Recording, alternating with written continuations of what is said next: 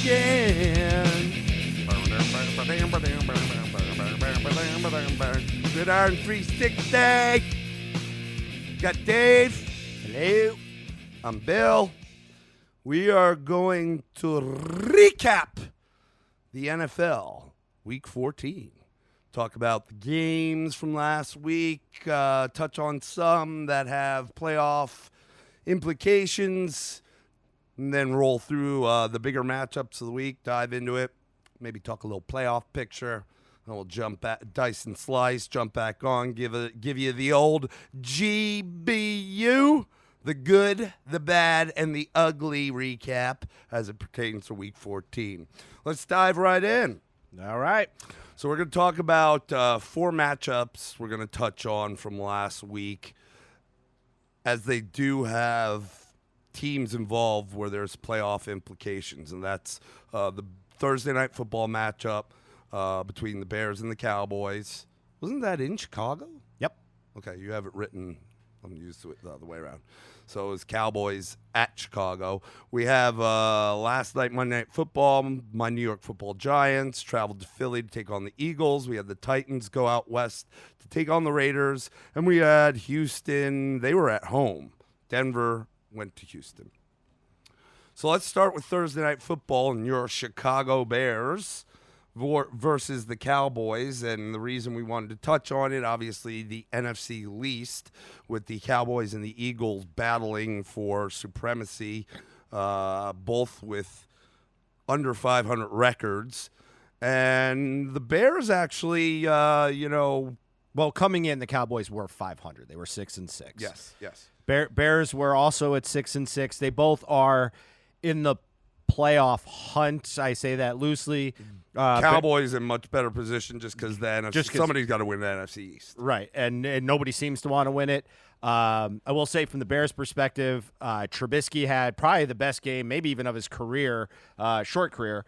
The Bears played excellent in this game. Again, we talked about it. It was kind of a replay for the Cowboys of the Thanksgiving Day game. It came out, went down the field, scored a touchdown. Yep. A lot of action from Zeke. Yep. Looked good. And then, on the ensuing drive, the Bears drove down the field, but then Mitch threw a Trubisky, a.k.a. an interception. So it looked good for the Cowboys.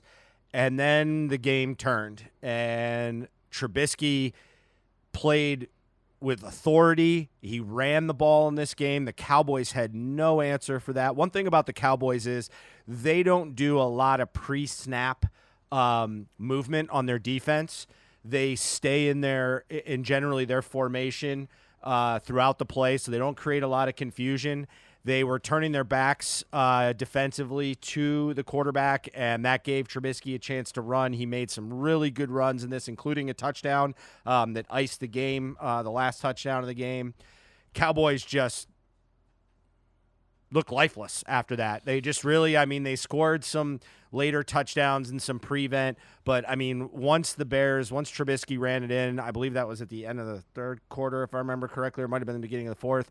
It was 31-17. No, 31-14 maybe. Yeah, something, yeah. And that was really it. And then it was, some prevent drives. They ended up kicking a field goal at the end. Their kicker, again, missed another kick that would have, I think, tied the game at halftime. And Jerry Jones, speaking of which, had an excellent interview with the Dallas news station. It'll be part of our good, bad, and the ugly. Yeah, you gotta catch this. The first couple minutes were good, but it was still interesting after that. But anyway, this is a chance for the Cowboys to take some command. The Eagles were at 5-7 coming into this week, and the Cowboys were at 6-6, so they had the game left. This is the one black eye on the NFL playoffs right now, is just this division.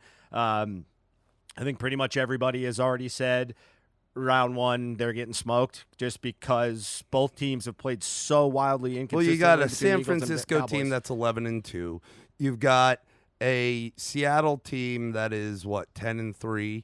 You got a New Orleans and 10-3, and the Packers at 10-3. Yeah, and then you got an under 500 NFC East leading Dallas Cowboys at 6-7. Yeah.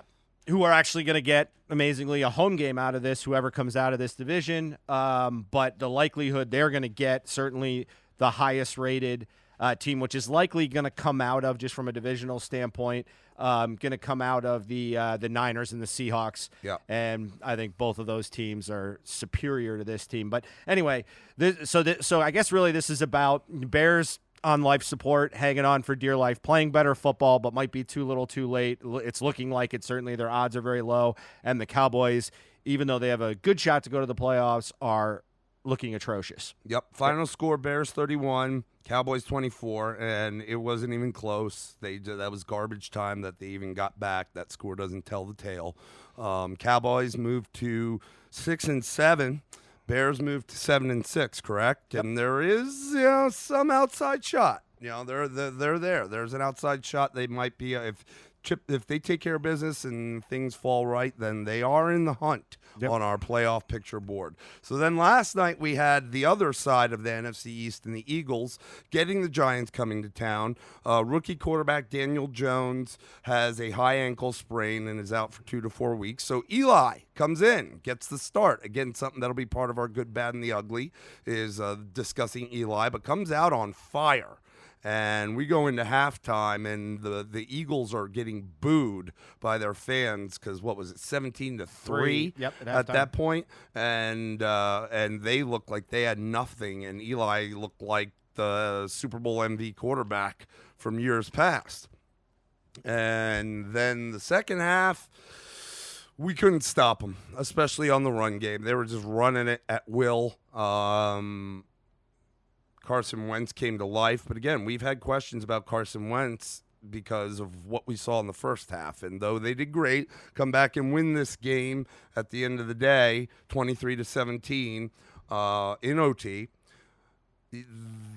because defense couldn't stop anybody, especially in the second half. The inconsistencies of Carson Wentz, like you can't have. It's one thing to go game to game. You can't have in game where you're playing like this one half and the other half you're not. Not in the playoffs. Not against some of those really good teams. And then the other thing is this, and I know we just read a thing that Pat Shurmur, our head coach for the Giants, is probably out, that our new GM, Dave Gettleman, is also potentially on the hot seat. But I've said it all year long. James Bettcher, our defensive coordinator, is god-awful. Like, make some adjustments, man. Like, we were fine in the first half. They had made adjustments. That guy's standing out there. There were points at the end of the game where they were just rolling down the field that I didn't know what was going on. And here's the problem. The linebackers on defense are typically like the quarterbacks of the defense, and Alec Ogletree and our linebackers, which then in turn was a domino effect with the rest of the positioning on the defense, had no idea what was going on or what to do or anything. And that's the coordinator's job. Put them in the right place so they don't have to think about that, because they were getting crushed. I digress. The Eagles needed to win out because that includes a game with the Cowboys at the end of the year in order to make the playoffs, in order to take that from them. And it was looking grim. That's why they got booed off the field. They did come back and win the game 23-17.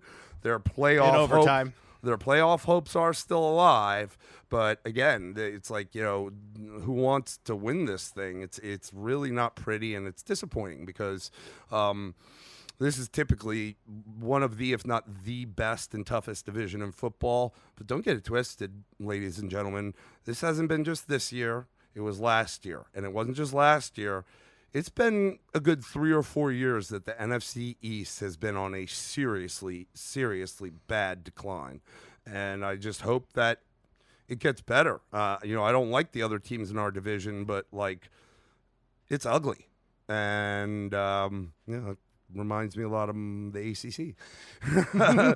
But without that one top-tier team. Anyways, we will move on, and we'll talk more about Eli and the good, the bad, and the ugly. But, NFC East, we're not going to bring that up in because we did that as part of the bad last week, the NFC least, or the ugly. I can't remember. But we'll move on to the next game we wanted to touch on. That was the Tennessee Titans traveling out west. You know how we feel. It's a little easier to go west than east, but it's tough to go across the country to take on the Oakland Raiders. Oakland, ever since they had put themselves in a position where if they kept progressing, they could potentially make a playoff. That was about 3 weeks ago, and they are really just completely went downhill since then. Yep. On the other hand, Tennessee with Ryan Tannehill is a completely different team.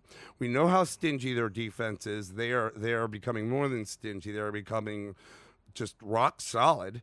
The running game with Derrick Henry, and you've talked about it many times, how the back half of the year is when he usually gets even better. And your rookie receiver, Corey Davis, coupled with Tannehill now at the helm, this is a different team. And, this, too, is going to be the next game, Houston-Denver, but a part of our good, bad, and the ugly. And, here we go. We're talking about in the NFC now. In the AFC, it's the South. Who wants this? Every week, there's another person leading the division. 2 weeks ago was Indy. Last week, it was Houston.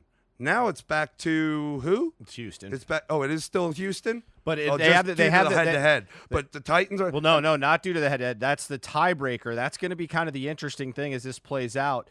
Houston really, with this game against Denver, I know it seems strange with two teams that, would have been within one game of each other. Houston had the ability to put this game away. Put this division away in a sense. Yeah. And here's why. This is going to be really exciting because right now they own the tiebreaker. And they'll maintain the tiebreaker. And here's the reason why. They will both play each other twice out of the last 3 games. So it'll be head-to-head there, obviously, which is going to make this really exciting, these 2 out of these next 3 games.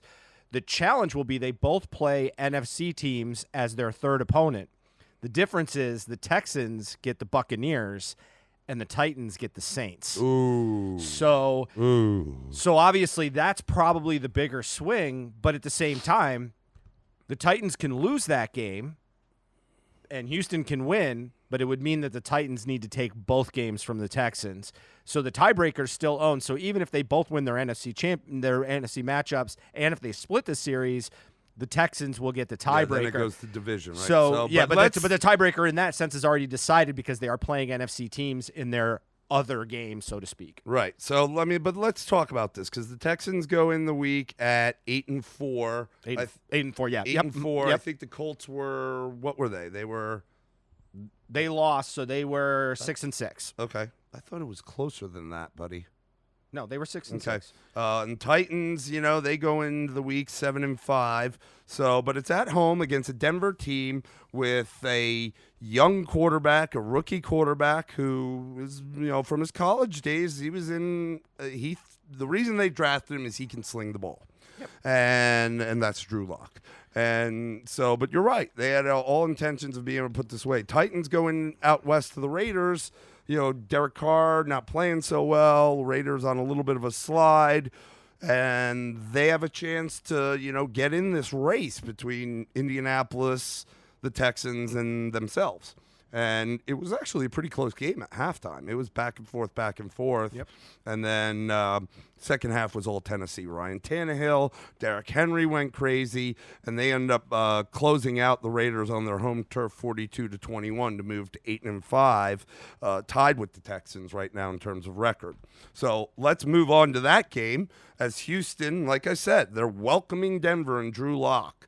And this is a Denver team that is not very good. I mean, they're not bad. They've shown life. They've played a lot better over the last. I think they're playing 500 ball over their last 6 games. Yep. But for all intents and purposes, what was the score at halftime? You have it in front of you? We're talking about the Houston game? Yeah. I think it was 28-0 or 28. It was a blowout. Right out it was of the 28-3, I think. Right out the gate. Denver starts pouring it on. They score. They get a turnover. They score. I mean, they were down by 2 touchdowns, I feel like, in less than half of the first quarter. It started to get ugly. Now, this is a Texans team that can strike quick, so it shouldn't be the biggest of a deal. But they do have a good D in Denver. It was 31-3. 31-3 at half. That's what I thought. It was 28-0 at some point, wasn't it? I believe so, yes. Yep. So, and then, they're a good Denver defense. They've got really good secondary guys there that have been around a while, and they made it really tough on Deshaun Watson. And Denver doesn't hurt for defense, and understand this is a team that's had recent injuries to Von Miller. Obviously, they lost Chubb, probably 5-6 games into the season. Oh. So and their front is where it's at. Certainly they got a good corner in Chris Harris. I think and mind you, coming into this game too, this is an important part. They drafted Locke, I believe. He was a 3rd or 4th rounder. He was a mid-rounder. Yeah. And they gave him every shot because they brought in Joe Flacco, knowing that he was a stopgap, trying to fill a hole, which Case Keenum left from them from last year after a disaster pickup. Locke in the preseason was terrible. Yeah. I mean, he was terrible. It's so much so that they kind of stopped that experiment, I think, in week 3 and kind of just said, well, we're not going to really play this kid. There was talk about them even going as far as, like, maybe even IRing him. Like, it was ugly. Well, and then you saw it because when Flacco went down, they had, what's his head come in? Brandon Allen. Brandon Allen. Allen, yeah. So, again, this was one where it's like, oh, God, they're going to confuse this rookie, and this is just going to be a disaster. And let me just say it was anything but. Yeah, he had a great game, and this is 2 weeks in a row he's had a good game. He's been really good protecting the ball for a rookie, and, I mean, he looks not very phased, to be honest with you. And, look, they have some weapons. Like Courtland Sutton has done very well this year. The concern earlier in the year was with the injury and then the release of Emmanuel Sanders. Well, this last year when Sanders was hurt and it was Courtland Sutton's job to step up as the number 1 receiver, he didn't do so well. Well, that was the concern, but obviously not. He's been able to do that. And they still have some other pieces, and they're making these other pieces like, what's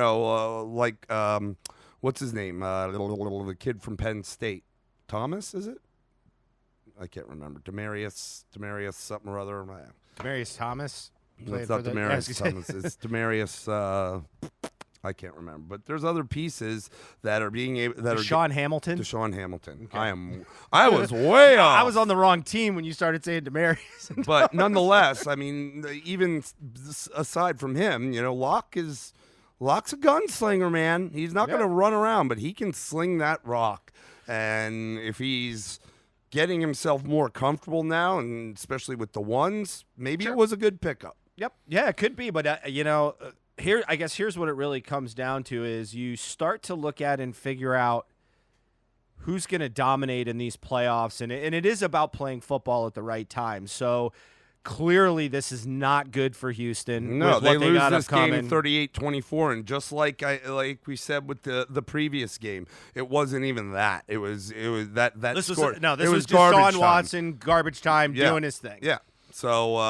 So those are the 4 we wanted to kind of touch on briefly. Now we're going to dive into 4 games that we thought were the better matchups. For the most part, all these teams involved are going to be in the playoffs, except for one that we don't know. Yep. But it's the Kansas City at New England matchup, Seattle at the LA Rams, Baltimore at the Buffalo Bills, San Francisco at the New Orleans Saints. So let's start with Kansas City at New England. Okay. Go ahead. What'd you think? It was, I thought it would be a better game. Actually, even though Mahomes had a good game, it wasn't Mahomes. Still not Mahomes. Like I'm still waiting for that game this year. Here's what it comes down to for me. I've said this a number of times, and I still believe it. And I'm gonna touch on this same point in a later game. NFL defenses, as much as this league is predicated off of offense these days, these guys are smart. They are figuring out these guys. So we get so enamored by these quarterbacks in general, because quarterbacks get most of the credit. We're so enamored by what these offenses do that we forget that there's a whole other side of the ball working against these guys. And let's just think about what Mahomes did last week was generational. I mean, just amazing what that guy did, how he set the league on fire. Okay, and how talented he is. Last year? Yeah. You said last week. Sorry. Oh, did I say last week? Yeah. Sorry, last year. Last year. So And these expectations coming into this year were enormous for this guy. And let me say, he's a good quarterback, and he's going to be a good quarterback for a long time. But teams have figured them out. They have figured them out and figured out ways to maintain. I mean, no longer are we seeing these 4 and 5 touchdown games that he was putting up that were just ridiculous.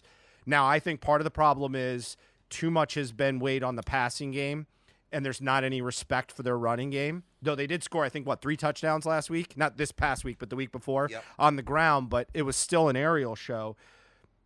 And again, Mahomes threw 40 times, and this is a Patriots defense is extremely tough.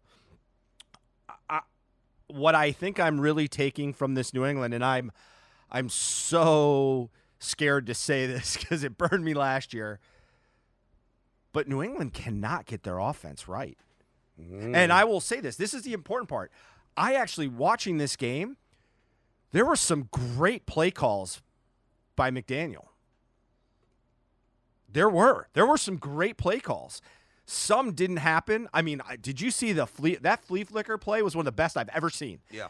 Because I've never seen a flea flicker where the guy is actually shooting out to the side. Usually it's I'm going to run up the middle, stop right in front of the center, and flip it back. They actually ran a play which moved the defense to the side. And now, granted, Brady somewhat underthrew that ball, and Edelman was able to get it. But it was it's just they're so out of sync. And you've mentioned it before about their running game. Like, you got to help this guy and run the ball. The problem I have is they look a little bit like they're in disarray. Not so much like they're not able to just run it, because like maybe man for man, hat on hat, they can't break them. Like they look out of sync. Like when they're running the ball, like they're not reading the holes, not reading the blocks.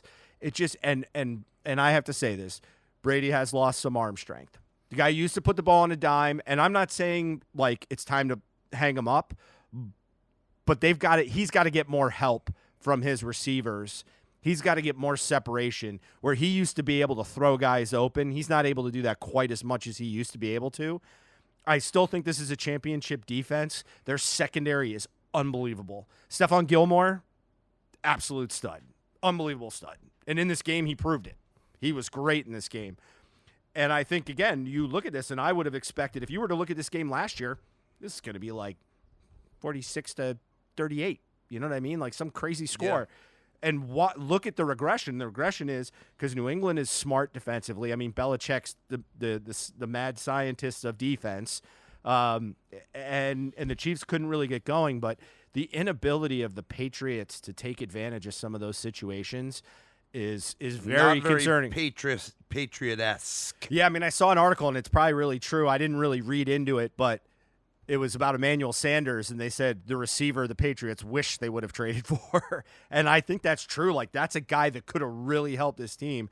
And this is concerning because usually at this time of the year is where they turn the dial a little bit, and I'm just not seeing it. Yeah. I mean, it is a little concerning, and I said it, you brought it up. Like, the run game there is not right, and not that they've ever had a phenomenal run game, but it's a piece of their offense they could lean on if they had to, and it's just Sony Michel's not getting it done. And like James White's doing a fine job, but he's a pass catching back. Yep. Okay, he's their pass catcher. Period. He's not gonna slow the pace of the game and help control the game, which is a rushing running back is there for. Well, when he comes in, they're still looking for the pass. Yeah, that's the point. Listen, I got to be honest too. Like and I know in the past they've had guys on that offensive line that maybe haven't been superstars, but based on the coaching and the scheme, they've been very productive. I'm seeing problems with that offensive line more than I have in several years. Definitely. They're not opening holes on the run game, and we know Brady doesn't get out of the pocket very much, and that pocket is collapsing quickly, and even when he's stepping up in the pocket and getting rid of the ball, first of all, you said it, maybe his arms starting to take a little bit of a dive, but at the same token, he's got nobody out there really. Well, no, And this is that's the a point. problem. And even if these guys, they could be, it's always been, again, same thing as about the line.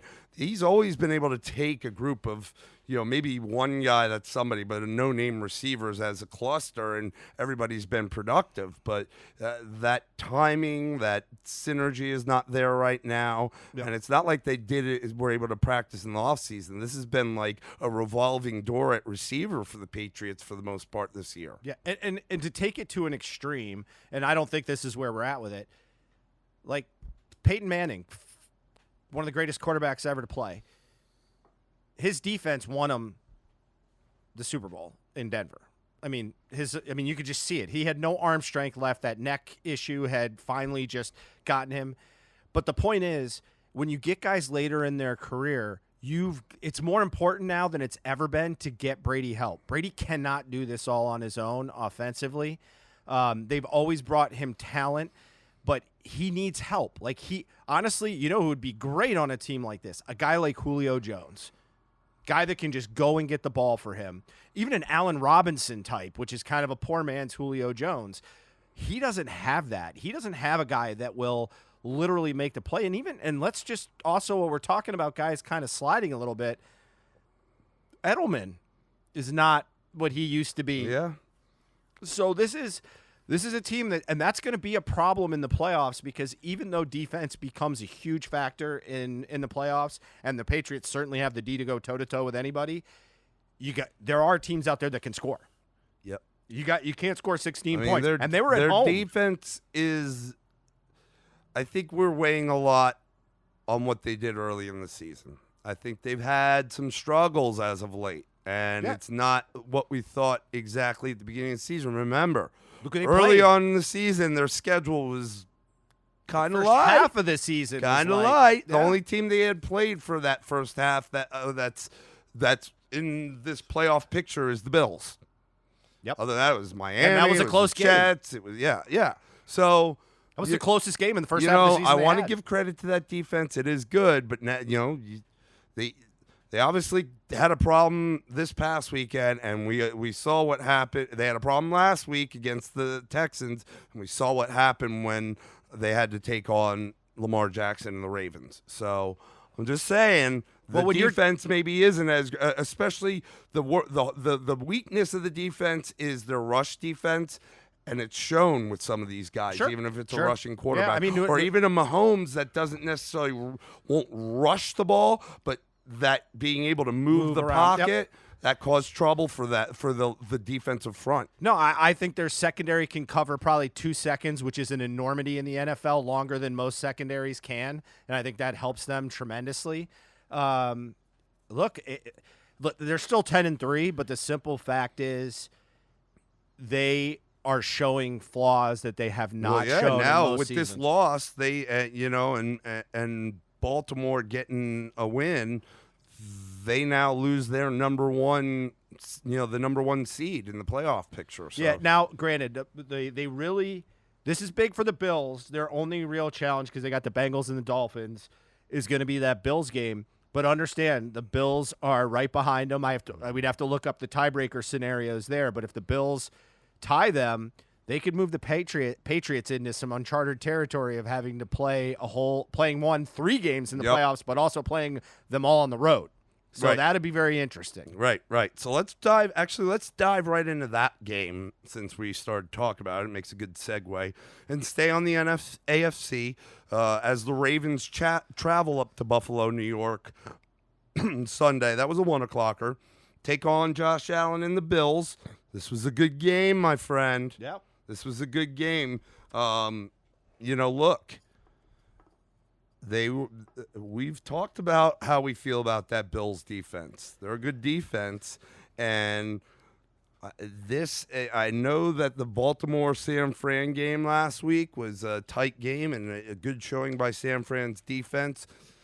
This, in terms of defenses going up against that Baltimore offense, was, I think, just as good, maybe even better than the job San Francisco did. That's kind of what I wanted to touch on, and I said about how Mahomes' numbers have come down, and certainly there's been some injury in play there. But teams, I think over the last 2 weeks, San Francisco and Buffalo showed a blueprint for how to handle Lamar Jackson. Now, let me say this. Neither one of those teams won, so it's going to take an elite defense because you've got to have the guys to go out there and do it. But you're starting to see teams figure out little by little how to play Baltimore the best way possible. Now, as I look through the rest of the teams in contention from a defensive standpoint, the two best defensive teams they're going to play, and maybe I'll throw a third in here. The three best potential teams they could play in the playoffs in the AFC are going to be the Pats, who they've already played and beaten, the Bills, who they played and beaten, and then I would say the Titans probably are the next team defensively. Maybe the Steelers, maybe. But the question is, can the Steelers offensively hang with them, right? Yeah, and I'm not sure. I think that's going to be the bugaboo with them. The Titans can run, and that's what I like about them because they can go with Derrick Henry and pound the ground. So you're already talking about that. Now you go to the NFC as a comparison. You know, you really got the Niners, maybe like a Vikings team if they're D-humming, but you see some weaknesses in some of those other defenses. So again, I say that there's a model, but that model is based off of still being an elite defense overall. So it bears to be seen. You don't want to crown anybody, but you are seeing a massive separation in that aspect, I think. And we watched it. The Baltimore, I give all the credit. I give a lot of credit to the Bills. I think the Bills are still going to be a tough team to play. I think Josh Allen proved once again that may not be the flashiest, but he is dangerous. Very dangerous. Yep. I mean, he only carried the ball a couple times, but it was at critical times. Singletary, the running back, had a decent game, 18 rush attempts for 89 yards. Lamar Jackson, man, I mean, he went 16 of 25 for 145 through the air, 3 TDs, 1 pick. This was definitely a game where, from a passing perspective, they got back to what they've been doing most of the year, and that's involving the tight ends, as the tight ends all had 3 catches apiece, which was just a hair under the – Willie Snead and Seth Roberts had 4 catches, 4 targets.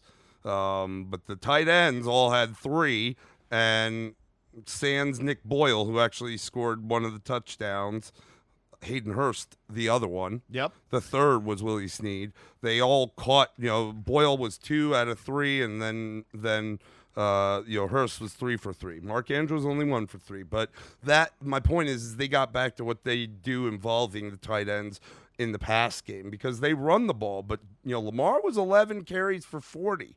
Mark Ingram was 15 for 50. They held their run game in check, and that's what they do in Baltimore. That's what they do. They run the ball. It's not a throwing team. And if the throwing they do is just a hair extension of the run, being that it's mostly tight end play. So that's the formula, man. You stop the run game all around, the running backs and Lamar. And they did a great job of that. And, Josh Allen did the best he could to get his team in contention. He involved as many people as he could. But, that's also a very good defense, and they continue to get better.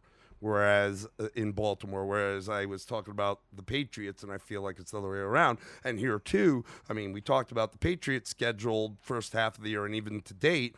I mean, Baltimore's played some teams. The AFC North may not be great, but, you're going to get a fit with, teams like Cleveland and Pittsburgh. They do have some players on that team. And obviously they played teams like San Francisco, who's a really good team, and now Buffalo, who's a really good team. Yep. So I love what the Bills are doing. I don't think they still have to play the Patriots again, and that the next time it'll be in New England. I think the Patriots will end up staying as the leader of the division when all's said and done, but Bills are a shoo-in my mind. I don't think that even if they take another loss, I don't think that's going to hurt them too bad either. I agree. I mean, at the very least, I think they will. I like Buffalo's. I love what they bring to the table for the postseason with the teams I'm looking at. Yep. Because you talked about it. There's only a few teams involved here that you can really say, well, they do have a good defense. The other ones they have some serious defensive deficiencies, and the Bills are, look, with the Pats and the Ravens, I think the Bills, even if you say Steelers and Titans, if they're not the best of that group, I think they could be second. Yep. So let's move on to the NFC matchups, the two we want to talk about. And it really is, it involves a lot of big teams, but you're talking about the impact mostly that it's going to have on the NFC West. And that's Seattle going to LA to take on division foe, the Rams, and San Francisco. Oh, no, where was that game? Was it San Fran or New Orleans? That was in New Orleans. Okay, so San Fran coming East Coast to take on the New Orleans. They had two did tough they road stay games. East? Because they were in Baltimore. Might have, because they had two really tough games. So let's go to Seattle and the Rams first. What do you think? Well, I think what was interesting about this. Shocking. Yeah, what was interesting about this one was, understand this. We talked about this top 4 seed, or really the top 3 seed plus the second wild card, because you got the Seahawks and Niners both at 10-2 coming into this game. Seahawks were number 1 in the NFC coming into this, so this was a game. Russ Wilson is, starting to lose his luster. MVP runner-up or 1A to Lamar Jackson. Well, I think it's lost at this point, because I just think Lamar Jackson is. Well, this wasn't a great week, but his team won, and that's important. Yeah. And, he still threw 3 touchdowns, even with minimal offensive stats, comparatively speaking, to some of the games he's had. This is a game where, again, every game's a playoff game in the NFC West now, because, one, you've got the Rams, who have the best record of the in-the-hunt teams, but on top of that, you got the 2 top teams record-wise coming into this week. So in the Niners and the Seahawks. And I got to tell you, the Seahawks came out flat, and Jared Goff was better, not spectacular. He was 22 of 31 for 293 and 2 touchdowns, but he also had 2 picks in this game. I think the big thing you heard coming into this week was there was a statement, because he was asked about, hey, are you going to play, and talking about McVay, are you going to play Gurley a little bit more frequently? And he said, yeah, because I'm not an idiot. I was an idiot. I was an idiot for not using him. Yeah, I'm going to play him. Todd Gurley got 23 carries, had 79 yards, so a solid day, not an amazing day, but had a touchdown, but also got 4 catches for 34 yards through the air. It's, again, allowing this offense to find some more balance, because Jared Goff is not the kind of guy that's it's just he's been figured out, and he's not going to be the guy that's going to be the centerpiece of that offense. He needs to be an effective guy that can distribute the ball. Sure. The guys like Kupp, Woods had, I think, one of the better games of the season. Yeah, and Cooks, getting those guys. Now, Cooks ended up getting shut out in this game, but Higbee had a fantastic game as a tight end. Everett's out, but this guy was good.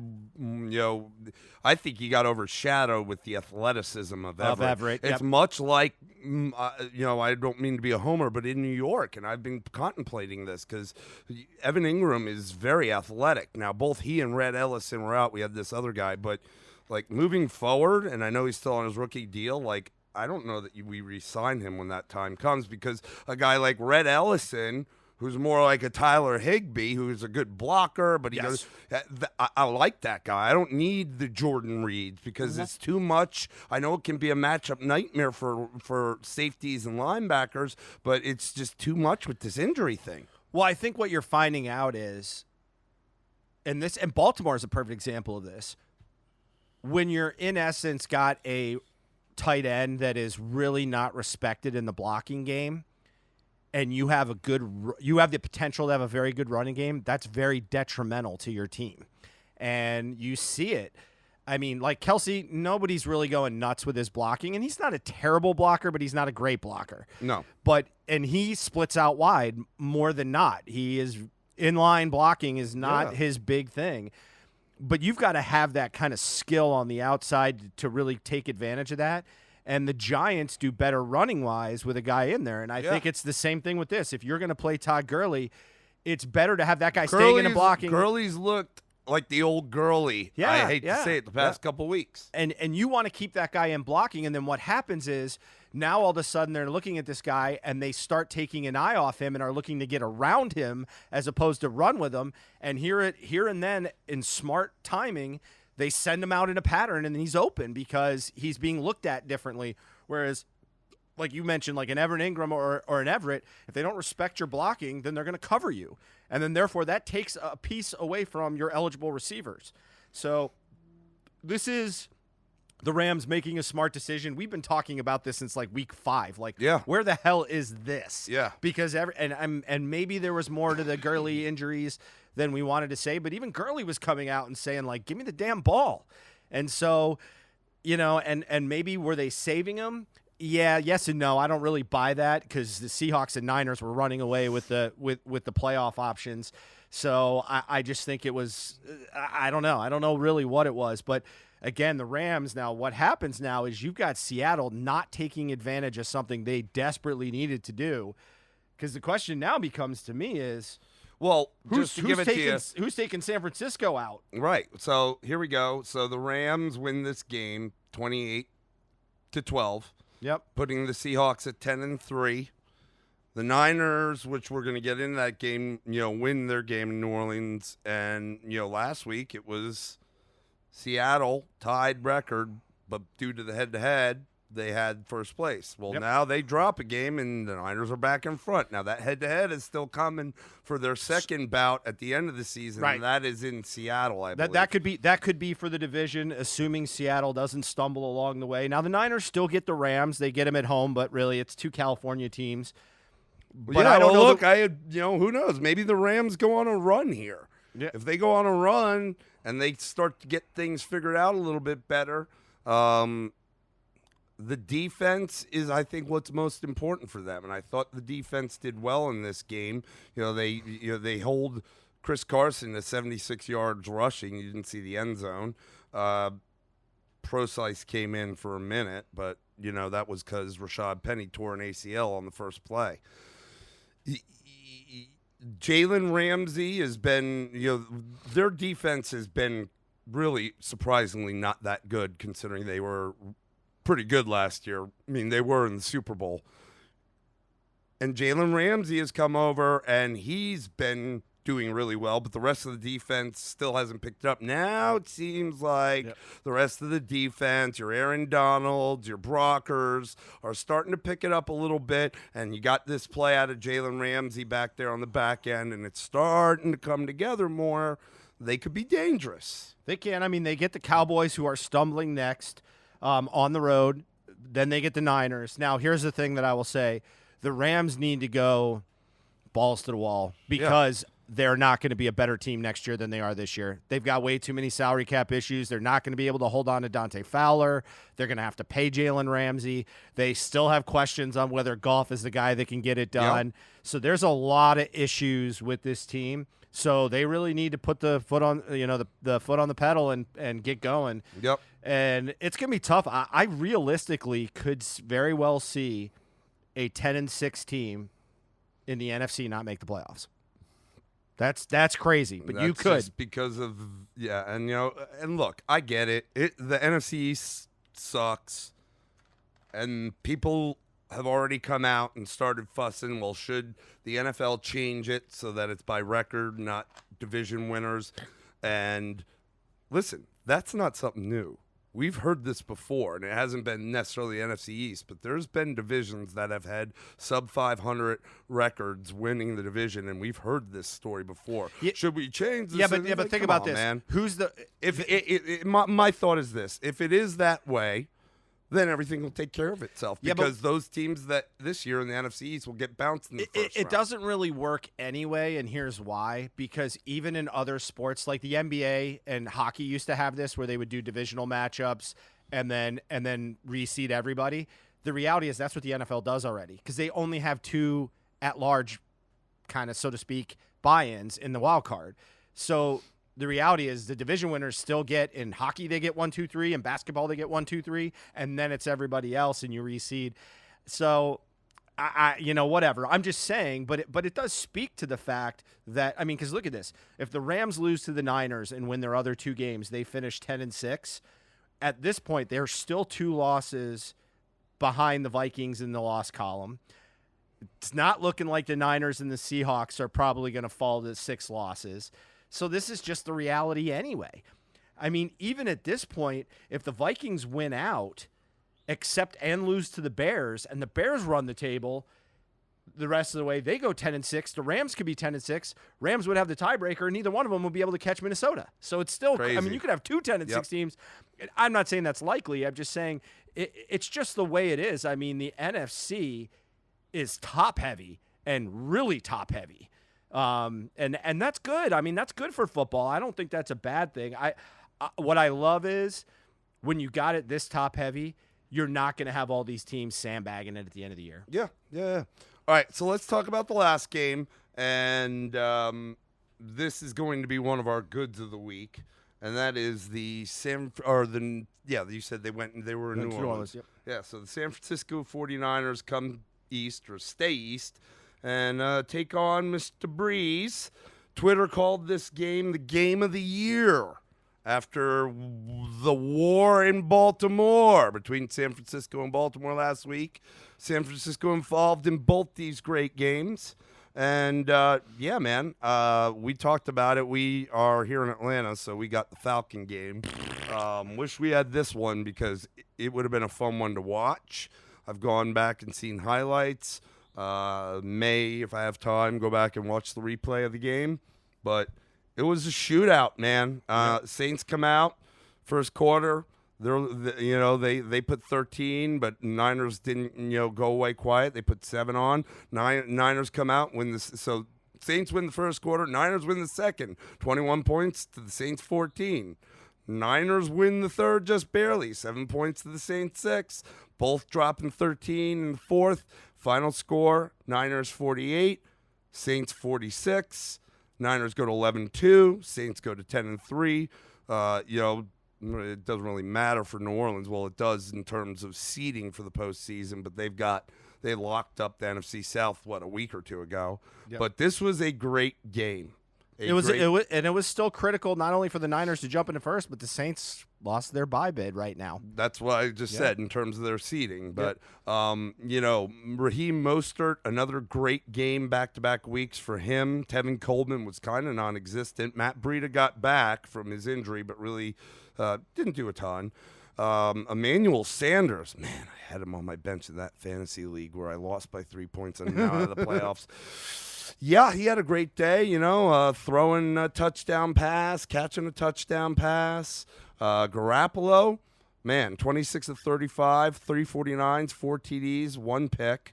But Breeze, look, man, the guy went 29 of 40 for 349 himself and 5 TDs. This was, San Francisco's D, even though 46 were put on him, it is New Orleans. I mean, they shut out the running game for the most part. Yep. Latavius Murray did an okay job, but Kamara did nothing. Man cannot be stopped, my friends. Well, just here, put it on the board. That's pretty much the stat 134 yards and a TD, had a 49-yarder, 11 out of 15. This guy gets double-digit targets every week and double-digit catches. He doesn't drop the ball. I think there was some stat first few years in the league, he's up there with Randy Moss in terms of the number of targets. He's the best receiver in football now. The ball. He can't be covered. Even if he is, he never drops. You can't just here's the deal. He is good. Who do they play next? They get the Colts. Oh, the Colts. All right, so write this down. Write down 10 receptions, 130 yards, and a touchdown. Just write it down. It's because it's there. That's the floor. Then the next week, write it again. And then after that, write it again. This guy it's just who he is. He is unguardable. No, he's not. He is unguardable. Unguardable. Yep. You talk about the back shoulder pass is the pass in really college and the NFL that if done right with the right big body receivers is almost indefensible. This guy is indefensible on whatever you throw his way. Doesn't matter. I mean, mic drop, done. Done. He is something else, buddy. Yep. He is something else. And the fact that he's still on a rookie contract, holy smokes. Thievery. Woo! He's the best in the game right now. It's not even close. It's not even close. What to do it every single week. And you know it's what? One thing to go. It's one thing to go. McCaffrey's had a couple non-McCaffrey-like weeks. Not a one. And Russ Wilson, if there is the next person right now that's close to Lamar Jackson, may be Michael Thomas. Yeah, well, I mean, it's position, or else he would have to absolutely be in that conversation. This game was everything you had dreamed it would be. If you were going to tell me that it was going to be in the 40s, I would tell you it's a Saints win because it would very much shock me about the Niners. Here's what I love about this game. Go look at the stat line, and they did it a little bit differently each one, but these guys emptied the bench. Look, I want to talk about this. Okay, so this is what's amazing to me. Okay, quarterbacks, we already said how awesome they did. They had 6 guys get rushing stats for the Niners. They had 7 guys get catches. Okay? Go over to New Orleans, you had, which is obviously more of a prolific passing team. They had 5 guys run the ball, and they had 9 guys catch the ball. I mean, everybody played. Everybody got something. And it was because you're talking about, and I got to give this to Kyle Shanahan. He's really, I thought he got kind of a gift. And I'm going to tell you, head coach next year is going to be that defensive coordinator. I know this is probably not the game they're going to point to when they look at it. I just think he will. I love that guy. He's just a young, just kind of a tough guy. Just always just like his fists are clenched on the sidelines. He's and he's good. Just geared I like up. him. And but this team they unloaded the cupboard, looking at it and going like, we came to go to war. And you just seldom see teams go all out in the regular season like this. I mean, this was a playoff game. This was a playoff game. Oh, absolutely. This was an absolute playoff game. Rob Saleh. Oh, just see this guy, young, just looks like he could go out there and play himself. You know, he's just built. He's a big dude. But I mean, apparently he coached the linebackers for the Jags, and he was a defensive quality control guy with the Seahawks. Yeah, I mean, a young guy too. He's an up and comer. But anyway, you gotta love this. It's so seldom you get a real playoff game. I'm pissed I didn't get it live here because I kept watching it and I got the red zone and I was like, I was flipping back and forth and it just. But you got to watch the other games. I had to watch Sam Ficken and whoever that other kicker is kicking field goals for the damn Jets and the Dolphins. But this is the kind of stuff you love. But more importantly, it's a precursor for things we're gonna see in the playoffs, and it was awesome. This game was awesome. It was a really good game, and like I said, there's a reason Twitter blew up about it, saying it was the game of the year. Yeah, you're right. Everybody got involved. It reminds me of last year's games. 4, 5, 6 people rushed the ball for San Francisco. That included Garoppolo and Rick James. Yep. Richie James. Giving a little nice love, hair. Giving a little love to the thumper. Nice. Yeah, it was a good one, but at the end of the day, it was the San Francisco 49ers who prevail in this one. I think what was the game earlier in the year? There was a good game with the Saints where they won on a field goal at the end of the game. Well, this was the same as Houston was their first game of the year. Oh yeah, and I was actually on Monday Night Football. Yeah, first game of the year. But this week on Monday Night Football at halftime, they've got Berman and Tom Jackson back with the fastest 3 minutes, and Berman and Robbie Solid Gold for the field goal and the victory as the Niners get the win, 48-46. Yeah, so. this spells good things for the playoffs. Yeah. So speaking of playoffs, let's give a quick little rundown of where we stand here right now. Okay. All right, let's do that. I'll start with the AFC. Okay. So right now in the one slot are the Ravens at 11-2. The Patriots fall behind at in the 2 slot. Well, at they are. 10. They already were, but because they of the took another head-to-head. loss. Yep, yeah. but they took another loss. The Chiefs beating the Patriots are in the 3 slot at 9-4 and really stretching their lead because the only team that was close to them was the Raiders, correct? Yeah. Now, important to note, again, the Pats don't have a tough schedule, but that Bills game will be very important. The Chiefs would own the tiebreaker over the Patriots. I'm not sure where they fall against the Bills, so if the Bills were to beat the Patriots, right. I'm not sure who gets that. that. Played yet, or if they will, we'll see. Yeah. I'll have to check the schedule. So at 4 are the Texans, leading the AFC South. They're at 8-5, but not looking great. At number 5 in the first wild card slot are the Buffalo Bills at 9-4 out of the AFC North or AFC East, and at AFC North at number 6 in wild card slot number 2 are the Pittsburgh Steelers at 8-5. In the hunt, you've got the Tennessee Titans in the AFC South at 8-5. Just a game, really. It's a game, I think, because of is it a head-to-head? Yeah. Well, just the tiebreaker scenarios. And then you've got the Browns, the Raiders, and the Colts. So another AFC South team, an AFC West, and an AFC North team, all sitting at 6-7. So why don't you hit us with the NFC standings? All right, we got number 1, obviously, coming off that big win against the Saints. We got the Niners, and the loss by the Seahawks moves the Niners back in front to the number 1 seed at 11-2. Packers held serve with a closer game than many expected against Washington, and they're in the 2 seed at 10-3. With the tiebreaker over the Saints, because the Saints fall to 10-3 and are number 3. And we've already talked about the Cowboys at 6-7, are picking up that last division win or division winner, so they would still get a home game, amazingly.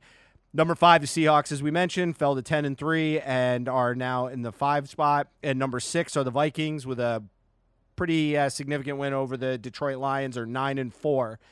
In the hunt, we've already talked about the Rams at 8-5. They've got an outside shot, but can make some moves. Obviously, the Vikings are the closest team for them to catch. Keep the Eagles in there at 6-7, probably have the next most realistic shot just because of the fact that they're tied with the Cowboys. Something to note with the Cowboys, obviously we talked about them playing the Rams. The Eagles will play their entire division to end the season. 2 times. Yeah, the second game will be against the Cowboys. Yep. They've got the Giants and they got the Redskins. Right. So that week 16 will be against the Eagles for the head-to-head. Cowboys also play within their division, get the obviously the Eagles, they get the Redskins, I believe, but they also get the Rams next week, so that'll be interesting. And then the last team who's really, even though they're over 500, is on life support, are the Bears at 7-6. They would need the Vikings to take a tumble. Probably they get the Chargers and the Green Bay Packers. We'd probably need the Vikings to lose to the Packers. Bears have a very tough schedule because they've got the Packers, the Chiefs, and then the Vikings. So outside shot at the Vikings take another loss for the Bears' last game of the season against the Vikings to be for that last playoff spot, assuming the Rams stumble. So that's kind of where we're at right now. Okay, all right. Before we end this thing, real quick, let's do like we did the last time. Where you tell me first where you think the AFC will end up after this week 14, what we saw. At the end of the year. At the end of the year, the division winners and then the wild cards. I think the Ravens take it. I'm really torn on this Bills-Patriots. I just don't like where the Patriots' offense is, but I do believe that game is in New England. Excuse me. So I'm going to stick with the Pats there. I think the Chiefs hold on and win out. Well, let me say this. They'll win their division. That Texans-Titans. I think the Titans are in the playoffs. So I think the Titans are going to be in there. Now, whether they win the division and the Texans fall to the last wild card, I think really 4 and 6 are going to be the Titans and the Texans in whatever order. The Texans owning the tiebreaker and the fact that the Titans get the Saints. I'm going to give the Texans the edge and say the Titans sneak in at the bottom. Steelers got to play Pittsburgh. Not Pittsburgh. Got to play the Ravens, and I just don't know that they'll be able to win 2 out of their next 3 games. So I'm gonna knock them out. Okay, that's who I see in the AFC. What do you think? I really kind of agree. just about wholeheartedly. I think it's 1 through 6 is going to be Ravens, Patriots, Chiefs, Titans, Bills, Texans. That's what I think it's going to be. Okay. Let's go NFC. I'll go first on this one. Okay. Where are we at there? Yeah. I know we've been feeling Seattle, but the defense, Russ, he'll be fine. The defense worries me. Yep. And I know we feel like that it's going to come down to that last game between the two, and I believe that's in Seattle. And Seattle won the first time in San Fran, but I don't know, man. I'm going to have the 49ers finishing at the top. Yep. I'm actually going to say that I'm going to probably go Saints finish in the 2 slot. Okay. Okay, they've already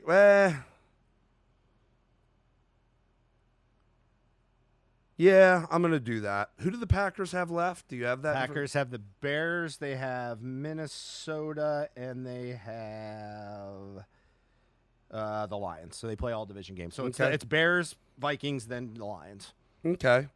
I don't know. And I'm torn, man. I think the Packers and the Vikings are going to both be in the playoffs. I think the Rams are going to try to make a run, but I think they're going to fall short. I think the Bears are going to get left out. But I wouldn't be so surprised if the Vikings somehow find their way into being the winners of the NFC North. Okay. As a matter of fact, I am going to go there. I'm going to say 49ers in the 1 slot, Saints in the 2 slot, Vikings in the 3 slot, Cowboys in the 4 slot. They find a way to get it done at the end of the year. Okay. I do think they have more pieces on both sides of the ball than the Eagles, and don't forget that's one of the highest scoring offenses, or is in the NFL to like this point, or at least till like a week ago. So with the secondary, and if we were able to do what we did for a half, I think Dallas could find a way to do it for more than a half. And also because it'll give them more of a conundrum now that they've made the playoffs and won the division on what to do with Mr. Garrett. Okay. So yeah, that's 49ers, Saints, Vikings, Cowboys, Packers, Seahawks. And the Packers get the 1 wild card slot 1. Seahawks get the 2nd. And it'll have to kind of go like that because they'll have the losses on the team. The Seahawks. I kind of like where you're going, but I'm gonna go. I'm gonna stick with everything that you've got, except I think the Eagles are going to take over the Cowboys. And the reason being is they play everybody in the division, which means they get you guys and they get – and I'll be honest, I don't like either team. But I kind of – I struggle, though, with putting the Vikings over the Packers because the Vikings choke at the end of the year. I'm going to flip-flop the Packers and the Vikings, and I'm going to take the Eagles. Because the Vikings last year. So you're going 49ers, Saints, Packers, Eagles. Seahawks, Vikings. So I did flip it quite a bit. Okay. Yep. And here's why. Last year the Vikings had a win and you're in at home against the Bears last year, and the Bears smoked them. Vikings are just end of the year choke artists. Yeah, we'll see. We'll see. What I do know is I love that all these games matter. Yep. So good stuff, my friend. We'll dice and slice. We'll get some GBU for me and you. Thank you for listening. We'll see you as always next time on the Gridiron. Have a wonderful day.